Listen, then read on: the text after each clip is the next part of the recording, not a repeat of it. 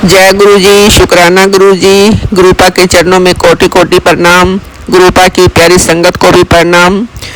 तो संगत जी, मैं शर्मिला कुमारी शिव पुराण का पाठ की सेवा कर रही हूँ और इस पाठ को सभी संगत सुने, क्योंकि पाठ के सुनने से गुरु जी कहते हैं कि जब भी कोई पाठ या सत्संग करता है या सुनाता है तो मैं उसी संगत के आसपास रहता हूँ और सभी संगत के जो दुख हैं, चिंताएं हैं, नेगेटिविटी हैं घर में, वो सब इन पाठ के सुनने से दूर हो जाती हैं।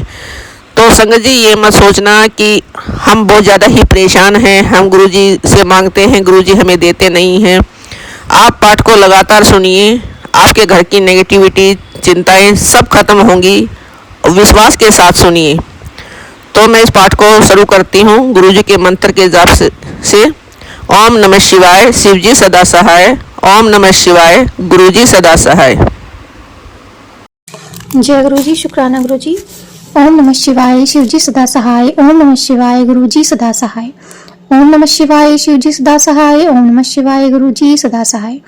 जय गुरु जी, मेरे प्यारे गुरु पिताजी, आपकी बेटी आपके श्री चरण कमलों में कोटि कोटि नमन करती है। और संगत जी, आज का पाठ हम वहीं से स्टार्ट करेंगे जहाँ से कल समाप्त किया था, विराम किया था। जय गुरु जी, आप सबको जय गुरु जी। जगदम्बा आख्यान। ब्रह्मा जी ने नारद को बताया। इसके पश्चात मैं देवी का स्मरण करके उनसे प्रार्थना करने लगा, हे मातेश्वरी, मेरा कार्य पूर्ण करो। मेरी बार बार स्तुति करने पर भगवती चामुंडा प्रकट हुई। वे 4 भुजाओं वाली सिंह पर आरूढ़ वर देने के लिए कलश लिए हुए थी। उनका मुख शरद काल के चंद्रमा के समान कांति युक्त था। मस्तक पर चंद्रमा और 3 नेत्र थे। उनके पैरों के नखों की अद्भुत कांति थी। मैंने बहुत भगवती चामुंडा को प्रणाम किया और उनकी इस प्रकार स्तुति करने लगा, हे देवी, आप सनातनी शक्ति हो। आप संसार को मोहित करने वाली एवं त्रिलोकी की रचना तथा संहार करने वाली हो। तुम गणों से परे, योग्य से पूजित एवं उनके हृदय में वास करने वाली तथा योगियों के आवाहन पर प्रकट होने वाली हो। आपको मेरा प्रणाम है। जगदम्बा मुझे से बोली, आपने किस लिए मुझे स्मरण किया है, मुझे शीघ्र बताओ। मैंने उनसे कहा, हे सर्वज्ञ दात्री, मेरा यह मनोरथ मेरे मस्तिष्क से उस समय निकला था जब भोले शंकर रुद्र नाम से योगी बनकर कैलाश पर निवास करने लगे। वे समाधि लगाकर तपस्या में लीन थे। वे पत्नी विहीन होकर भी दूसरा विवाह करना नहीं चाहते थे, अतः किसी भी प्रकार उन्हें मोहित कीजिए। आप दक्ष प्रजापति की कन्या बनकर भोले शंकर की पत्नी बन जाइए। जिस प्रकार आपने विष्णु जी को लक्ष्मी बनकर प्रसन्न किया है, उसी प्रकार आप पार्वती बनकर शिव जी को भी प्रसन्न कीजिए। स्त्री के कारण ही शिव जी ने मेरी निंदा की। अब मैं देखना चाहती हूँ कि वे स्वयं ही स्त्री कैसे ग्रहण करेंगे। आपके अतिरिक्त उन्हें मोहित करने की शक्ति किसी में अन्य में नहीं है। यह सुनकर भगवती जगदम्बा चिंतित होकर आश्चर्य व्यक्त करते हुए बोली, अरे विश्व सृष्टा ब्रह्मा, तुम अज्ञानियों की तरह यह कार्य किस लिए कर रहे हो। उन निर्विकार शंकर को मोहन में क्या लाभ होगा। मैं तो हमेशा उनकी वर्तनी और दासी हूँ। उन्होंने भक्तों के लिए ही रुद्र रूप धारण किया है। वे तो माया के स्वामी हैं। फिर देवी ने मन में सोचा कि यदि उन्हें वर प्रदान करना नहीं चाहती, वर प्रदान नहीं करती हूँ तो देव मार्ग भ्रष्ट हो जाएगा। और यह सोचकर उन्होंने शिवजी का स्मरण किया। शिवजी से आज्ञा पाकर उन्होंने कहा, तुम्हारा कहना सत्य है कि उन्हें मोहित करने वाला कोई व्यक्ति नहीं है, परंतु शिवजी की आज्ञा से तुम्हारा मनोरथ पूर्ण करने के लिए मैं दक्ष की कन्या के रूप में प्रकट होंगी। इतना कहकर भगवती जगदम्बिका अंतर्ध्यान हो गई। दक्ष द्वारा देवी की आराधना। ब्रह्मा जी ने नारद को बताया, मेरे आदेश अनुसार दक्ष ने 3000 दिव्य वर्षों तक नियमित रूप से तपस्या की। तब भगवती जगदम्बा ने उन्हें दर्शन दिए। भगवती जगदम्बा दक्ष के मनोरथ को पहले से ही जानती थी। उन्होंने दक्ष प्रजापति से वर मांगने को कहा तो दक्ष ने कहा, पूर्ण अवतार भगवान ने रुद्र का अवतार लिया है। तुमने अभी तक अवतार ग्रहण नहीं किया है। बताओ शिव की पत्नी कौन बने। आप ही उनको मोहित करके उनकी पत्नी बनो। इस पर भगवती जगदम्बा ने दक्ष को वरदान दिया कि मैं तुम्हारी पत्नी के गर्भ से पुत्री के रूप में जन्म लूंगी और कठिन तप करके शिव जी की पत्नी बनूंगी। यह सुनकर दक्ष प्रजापति अति प्रसन्न हुए तथा देवी अंतर्ध्यान हो गई। ब्रह्मा नारद संवाद। ब्रह्मा जी ने नारद को बताया, दक्ष ने बहुत सी मानसी सृष्टि की परंतु उसका विकास नहीं हुआ। उन्होंने मुझसे इसका उपाय पूछा तो मैंने दक्ष को उपाय सुझाया। तब दक्ष ने पंचजन के अंग से उत्पन्न कन्या वीरनी को अपनी पत्नी रूप में ग्रहण किया और उसने मैथुन धर्म स्वीकार किया। वीरनी से दक्ष ने हर्षव नाम के 10,000 पुत्र उत्पन्न किए। अपने पुत्र से दक्ष ने सृष्टि का विस्तार करने को कहा, परंतु हे नारद, वे तुम्हारे उपदेश के कारण पर्वती छोड़ निर्वृत्ति के उपासक बन गए।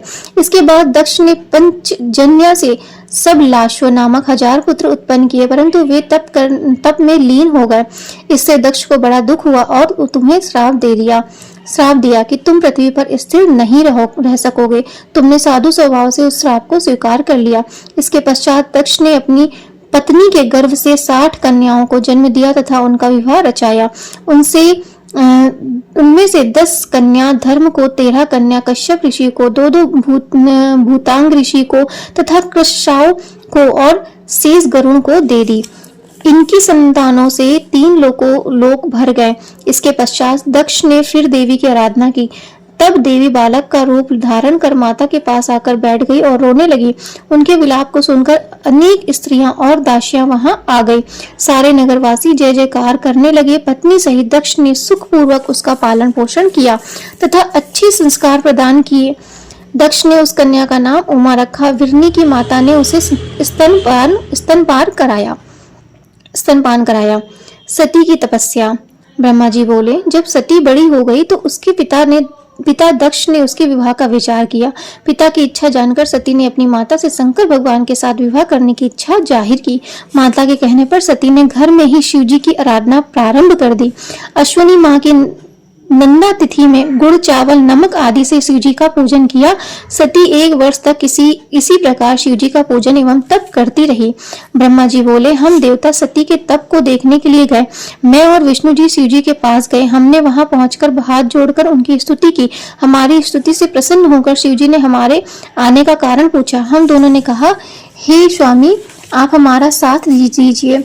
हम दोनों ने स्त्री स्वीकार कर ली है। अब आप भी देवताओं की भलाई के लिए कोई स्त्री स्वीकार कीजिए। शंकर जी बोले, हे ब्रह्मा जी, हे विष्णु जी, मुझ अवधूत को स्त्री की क्या आवश्यकता है? मुझे यह बात उचित नहीं लगती, क्योंकि मैं एक तपस्वी और संसार से विरक्त हूँ। मुझे तो योग में ही आनंद मिलता है। आप लोगों के हट से तथा भक्तों पर अनुग्रह की इच्छा से मैं विवाह कर भी लूं तो आप उस काम रूपणी योगिनी को तैयार कीजिए जो मेरे तेज को सहन कर सके। तब हमने कहा, प्रभु, आपके अनुसार हमने स्त्री भी खोज ली है। जिन लक्ष्मी जी ने पहले 2 रूप धारण किए थे, अब वही उमा नाम से दक्ष की कन्या के रूप में प्रकट हुई हैं। वे आपको प्राप्त करने के लिए अपने घर पर ही तपस्या कर रही हैं। आप उन्हें वरदान दीजिए और उनके ऊपर कृपा कीजिए। तब भक्त शिव जी ने तथास्तु कहकर हमें विदा किया। हम अपने अपने लोकों में चले गए। जय गुरु जी। उमा को वर प्राप्ति। इधर सती ने नंदा व्रत का अनुष्ठान किया। शंकर भगवान उन्हें दर्शन देने गए। सती ने लज्जावश सिर झुकाकर उनके चरणों में प्रणाम किया। शिव जी ने उमा को आशीर्वाद दिया और वर मांगने के लिए कहा। सती बोली, प्रभु, आप मुझे अपनी पत्नी बनाकर मुझे कृतार्थ करें। शिव जी बोले, तथास्तु। सती बोली, हे प्रभु, मेरे पिता के समक्ष विधि पूर्वक विवाह करके मुझे अपनी अर्धांगिनी स्वीकार कीजिए। तथास्तु कहकर शिवजी हिमालय पर चले गए। उन्होंने मुझे स्मरण किया। मेरे उपस्थित होने पर मुझे दक्ष के पास कन्यादान हेतु भेजा। मैंने दक्ष से जाकर कहा कि तुम अपनी कन्या का हाथ भगवान शिव जी को सौंप दो। यह सुनकर दक्ष की प्रसन्नता का ठिकाना न रहा। सती ने भी अपनी तप की सिद्धि का समस्त वृत्तांत सखियों के द्वारा माता के पास भिजवा दिया। दक्ष के तैयार होने का समाचार मैंने शिव जी को जाकर सुनाया। शिव सती का विवाह। ब्रह्मा जी ने बताया। मेरे शिव जी के पास पहुंचने पर उन्होंने सती की कुशल क्षेम पूछी और दक्ष का विचार भी पूछा। मैंने सांत्वना देते हुए भगवान शिव को सब समाचार सुनाए। दक्ष अपनी पुत्री का विवाह आपसे करने को सहमत है। अब आप शुभ मुहूर्त और लग्न विचार का पाणी ग्रहण कीजिए। विष्णु जी भी स्मरण करने पर गरुड़ सहित आ गए। मेरे सभी मरीचि आदि पुत्र भी विवाह में सम्मिलित होने के लिए आ गए। चैत्र शुक्ल त्रयोदशी को फाल्गुनी नक्षत्र में शिवजी ने रविवार को प्रस्थान किया। देवताओं तथा शिवगणों ने बड़ा उत्सव मनाया। नंदीश्वर पर आरूढ़ होकर भगवान शिव शीघ्र ही दक्ष के यहाँ पहुंच गए। दक्ष ने विधि पूर्वक भगवान शिव जी का स्वागत किया और शुभ लग्न में सती का कन्यादान किया। सभी देव किन्नरों ने तथा मुनियों ने शिव जी की स्तुति की, नृत्य गान आदि करके भारी उत्सव मनाया गया। ब्रह्मा जी पर शिव जी का कोप। दक्ष ने सती को अपार दहेज देकर विदा किया। विष्णु जी ने शिव जी के यहाँ पहुंचकर प्रणाम करके कहा, हे प्रभु, आप जगत पिता हैं तथा सती जी जगत माता हुई। आप इनके साथ जगत का कल्याण कीजिए। ब्रह्मा जी ने बताया, शिव जी और सती ने मेरी आज्ञा से अग्नि की प्रदक्षिणा की, नृत्य आदि का उत्सव हुआ। शिव जी की माया ने देवों, मनुष्यों आदि सबको मोहित कर लिया। मैं भी उनकी माया से मोहित हो गया। विवाह के समय सती को देखकर मैं कामासक्त हो गया। मैं सती के मुख को देखने के लिए इच्छा करने लगा, परंतु पतिव्रता सती ने अपना मुख ढक रखा था। मैंने यज्ञ की अग्निकुंड में गीली लकड़ी के द्वारा धुआं कर दिया और सती के मुंह से पर्दा उठाकर उसका मुख देख लिया। उस समय काम वासना से ग्रस्त होकर मेरे वीर की 4 बूंदे पृथ्वी पर गिर पड़ी। यह बात मैंने छिपा ली, परंतु शिवजी ने अपने तीसरे नेत्र द्वारा यह सब देख लिया। वे क्रोध में भरकर त्रिशूल से मुझे मारने दौड़े और कहने लगे, अरे पापात्मा, तूने यह क्या निंदित कार्य कर दिया। विवाह के समय मेरी पत्नी का मुख अनुराग पूर्वक देखा। विष्णु जी के समझाने पर भी शिव जी बोले कि मैं इस पापात्मा को मार डालूंगा। इसने सती को कामंद होकर क्यों देखा? इसका वीर भी स्खलित हो गया है। मैं इस अपराध का वध करूंगा। शिवजी के ऐसा कहने पर सारे देवता कांप उठे। इसी समय विष्णु जी ने शिवजी की स्तुति की। श्री हरि कहने लगे, हे महेश्वर, हम तीनों देवता आपके ही रूप हैं।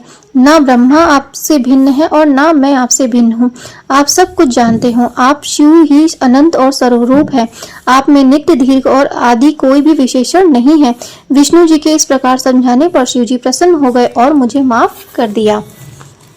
ब्रह्मा की विरूपता का वर्णन। हे नारद, शिवजी के मुझे क्षमा कर देने से सभी देवता भगवान शंकर की स्तुति करने लगे। मैंने भी पूरी तरह से उनकी स्तुति की। तब भगवान शंकर सबके सामने मुझसे बोले, हे ब्रह्मा, अब तुम निर्भय हो जाओ और मेरी आज्ञा से अपना मस्तक स्पर्श करो। शिवजी मेरे मस्तक पर जा बैठे और मैंने अपना स्पर्श किया। सब देवों के सामने लज्जित होकर मैंने शिवजी से क्षमा याचना की। मैंने पाप शुद्धि का उपाय पूछा। तुम मेरे दिए इसी रूप से मेरी आराधना करो। मनुष्य चित्त कार्य करने से मुझे पृथ्वी पर मनुष्य रूप में विचरण करने का आदेश मिला, क्योंकि जब मनुष्य मुझे ब्रह्मा को घूमता देखेंगे तो वे भी पर स्त्री गमन के पाप से बचेंगे। मेरे वीर की 4 बूंदें पृथ्वी पर गिरी थी। इससे आकाश में 4 बादल हुए, सामव्रत, आव्रत, पुष्कर और द्रोण। ऋषियों को देखते देखते ही ये मेघ बन गए। दक्ष ने विवाह संस्कार के पश्चात शंकर जी को आनंद से विदा किया। कैलाश पहुंचकर सती जी ने गणों का निवास स्थान अपने आश्रम से दूर बनवाया। सब नंदी आदि गण अपने अपने स्थान पर जाकर रहने लगे। एकांत हो जाने पर शंकर और सती जी नाना प्रकार से रमण करने लगे। इस प्रकार शिव जी सती के साथ मिलकर कैलाश के कुंज में तथा हिमालय पर आनंद विहार करने लगे। इसमें शिव के 25 वर्ष व्यतीत हो गए। शिव सती का हिमालय गमन। ब्रह्मा जी ने बताया, एक दिन वर्षा हो रही थी। सती ने भगवान शंकर से कहा, वर्षा ऋतु आ गई है, अब हमें कैलाश, हिमालय, काशी या पृथ्वी पर रहने योग्य स्थान पर निवास करना चाहिए। इस पर तत्वों के गाता भगवान शंकर ने कहा, मैं तुम्हारे साथ जहाँ भी रहूंगा वहाँ मेघ नहीं आ सकते। वर्षा काल में भी मेघ हिमालय के नितंब पर ही घूमते रहेंगे, इससे आगे वह भी नहीं जाएंगे। यह समझकर अब तुम्हें जिस पर्वत पर निवास करना हो वह मुझे बताइए। मेरी दृष्टि में गिरिराज हिमालय सर्वोत्तम स्थान है, क्योंकि यहाँ शांत स्थान है। यहाँ पर केवल योगी और मुनि निवास करते हैं। हिमालय की कंदराओं में देव कन्याओं का निवास है। यह सुनकर सती जी ने हिमालय पर ही रहने की इच्छा जताई। सती के कहने पर भगवान शंकर सती को हिमालय पर्वत पर ले गए। वहां की प्रकृति छटा अनुपम थी। वहां पर भगवान शंकर ने सती के साथ 10,000 वर्ष तक निवास किया। शास्त्रों के मोक्ष आदि का वर्णन। ब्रह्मा जी ने बताया, एक बार सती जी ने भगवान शिव को प्रसन्न देखकर उनसे पूछा, हे कृपा सागर, मैंने बहुत तपस्या करके आपको पाया है। आपके साथ मैं बड़ी प्रसन्न हूँ। हे प्राणेश्वर, अब मैं यह खोज करना चाहती हूँ कि यह जीव संसार में कैसे पार हो सकता है। तब भगवान शिव ने बताया, हे महेश्वरी, विज्ञान के परम तत्व है। ब्रह्मा का स्मरण करना ही परे से परे है। भक्ति विज्ञान की माता है। भक्ति का विरोधी कभी भी विज्ञान को नहीं पा सकता। मैं भी उसी भक्ति के अधीन हूँ। भक्ति सगुण और निर्गुण दो प्रकार की होती है। पंडितों ने भी इनके अनेक भेद बताए हैं। सब युगों में भक्ति की विशेषता श्रवण, कीर्तन, स्मरण, सेवन, दास्यु, अर्चना, वंदना, साख्यता और आत्मसमर्पण रहा है। परंतु कलयुग में भी भक्ति विशेष फलदायक है। कलयुग में जो मेरी भक्ति करेगा वह सर्वोत्तम कहलाएगा और मैं उसकी सदैव सहायता करूंगा। मैं भक्ति के बस में हूँ। साथ ही शिव जी ने भक्तों का महात्म, कथा, इतिहास और वर्ण, आश्रम, धर्म आदि वेद शास्त्रों और ज्योतिष शास्त्रों तथा अन्य शास्त्रों को तत्वता कहा। इस प्रकार कथा प्रसंग बताते हुए उन्होंने हिमालय के दूसरे स्थान में विहार किया। सती की शंका। एक बार भगवान शंकर सती जी के साथ नंदेश्वर पर बैठकर दंडकारण्य वन में गए। वहां पर उन्होंने सती को वह स्थान दिखाया जहां से रावण भगवती सती जी को हरण करके ले गया था। वहीं पर राम और लक्ष्मण जी वहां की लताओं और वृक्षों से भगवती सीता जी का पता पूछ रहे थे। भगवान शंकर ने श्री राम की जय कहकर प्रणाम किया। भगवान शिव ने उन्हें अपने दर्शन दिए। इस पर भगवान शिव जी की माया से मोहित होकर सती जी ने पूछा, हे प्राणेश्वर, आप सर्वोच्च एवं सभी देवताओं के प्राणेश्वर हैं, फिर आपने मनुष्यों की तरह वनों में विचरते हुए श्याम वर्ण और गौर वर्ण वाले को प्रणाम क्यों किया? ये दोनों मनुष्य कौन है? मेरी शंका का समाधान करने की कृपा करें। इस पर भगवान शंकर ने सती को बताया, हे देवी, इन्हें मैंने वरदान के प्रभाव से प्रणाम किया है।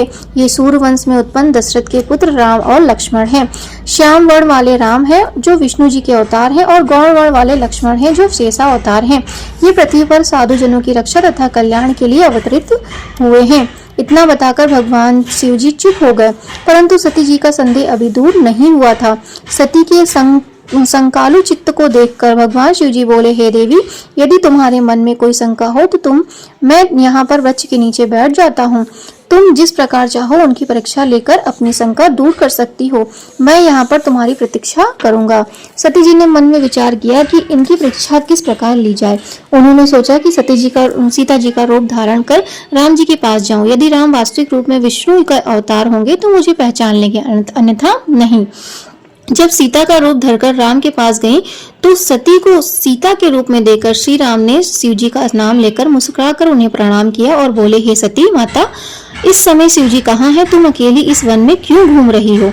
हे माता, आपने अपना रूप त्याग कर यह सीता का रूप क्यों धारण किया है? यह सुनकर सती जी को बड़ा आश्चर्य हुआ और लज्जित हो गई। तब उन्होंने शिव जी के कहे वचनों का स्मरण किया और विष्णु जानकर श्री राम से बोले, हे राम, मैंने आज तुम्हारी प्रभुता देख ली, परंतु आप मुझे यह बताएं कि शिव जी ने आपको प्रणाम क्यों किया? मेरे इस संदेह को दूर कीजिए। जय गुरु जी, शुक्राना गुरु जी। गुरु जी, आज का पाठ यहीं विराम करती हूँ। पाठ को करने में जो कुछ भी भूल चुकी हुई करता अपनी बेटी को क्षमा करिएगा। ओम नमः शिवाय। शिव जी सदा सहाय। ओम नमः शिवाय। गुरु जी सदा सहाय। जय गुरु जी।